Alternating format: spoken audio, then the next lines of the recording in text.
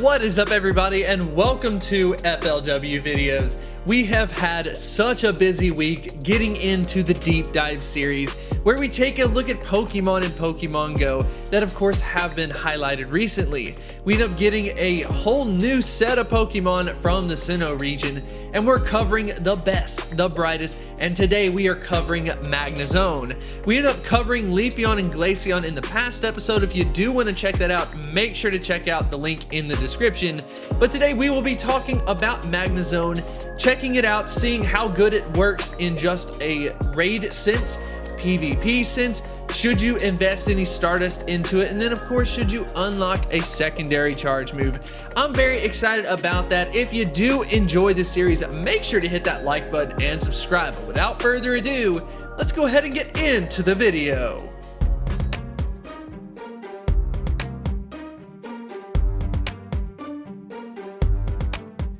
Magnezone with a max CP of 3,205. Magnezone is a dual type of electric and steel typing. Magnezone via the stats is a very impressive one. If you check it out, its best stat being its attack stat at 238, its worst stat being its stamina stat at 172. It does have an overall ranking in Pokemon Go of 43rd. When we go ahead and take a look at the move sets available to it, on the fast moves, we are only seeing a set of electric type moves, and then on the charge moves, we have Zap Cannon, Wild Charge, Flash Cannon, and then of course Wild Charge being not only a fan favorite, but definitely being good via the stats. So when we talk about this Pokemon, I figured it might make sense to go ahead and dive into some raid results.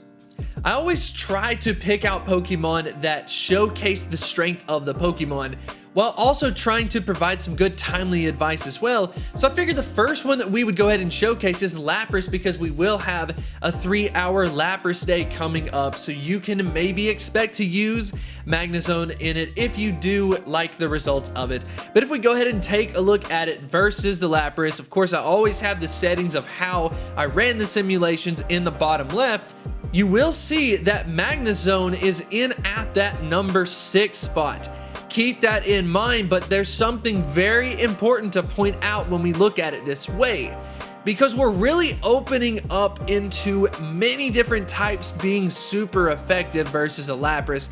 So you can of course see some of the kings of raiding, such as a Machamp. It's going to be very difficult to overthrow a Machamp whenever you've got fighting type being super effective as well.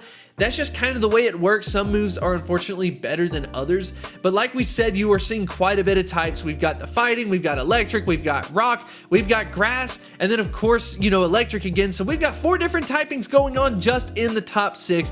But if you get down to the actual time to win, there's not going to be that much of a separation between number 1 and number 6 spot.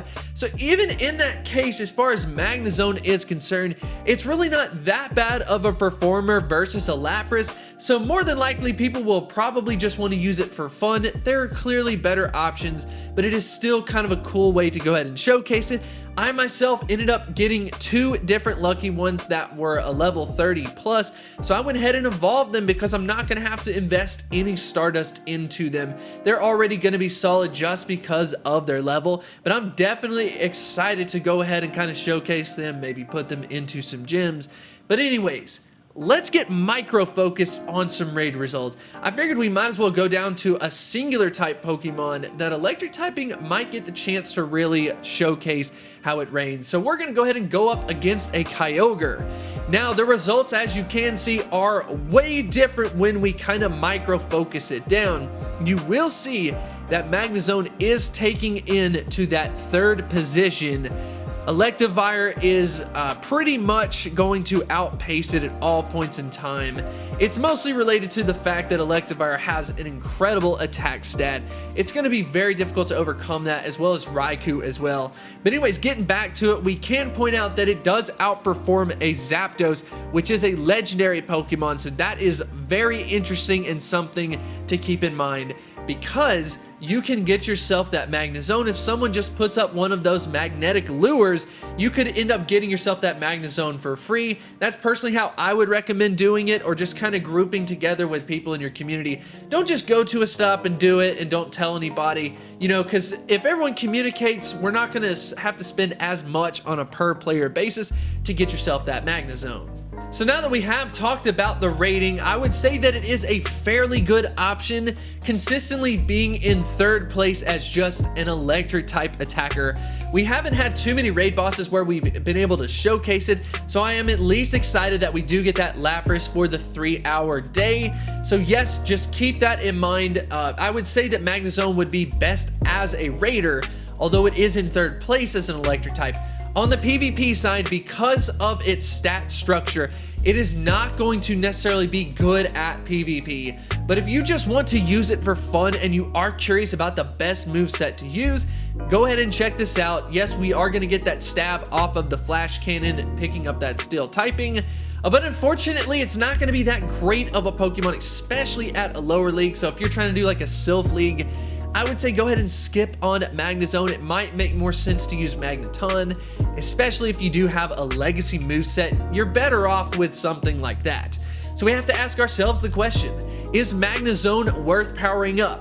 Well, in my opinion, if you do not have a Raikou, it could end up being a very good kind of like starter option, a very good secondary option when you're talking about non-legendary Pokemon. Of course, it isn't number one by any means, but there are so many factors that you have to consider. What Pokemon do you have access to? That's a question that you definitely need to ask yourself. I'm personally not going to power up that many of them, but I am going to try to trade weather boosted ones and then try to get the closest I can to level 35. Have some really good ones, but not invest any Stardust into it. And then unlocking the secondary charge move, it's not going to work as a steel type attacker in raids, mostly for the fact that it doesn't even have a stab effective quick move. And then secondarily, it has Flash Cannon. Flash Cannon is going to get demolished by other moves like Meteor Mash. So if you are considering unlocking the secondary charge move, I'm going to put that as a no. But that's a whole point in this type of series, is to talk about the different Pokemon. It's not to fluff them up, make them better than what they ever seem. It's to be completely real with it so that you can focus your resources accordingly. So hopefully you did enjoy this episode. I want to know if you already have yourself a Magnezone. If you have yourself a shiny, definitely make sure to tweet it at me on Twitter. Definitely let me know what you think about Magnezone in the comments section below, and I will see you next time.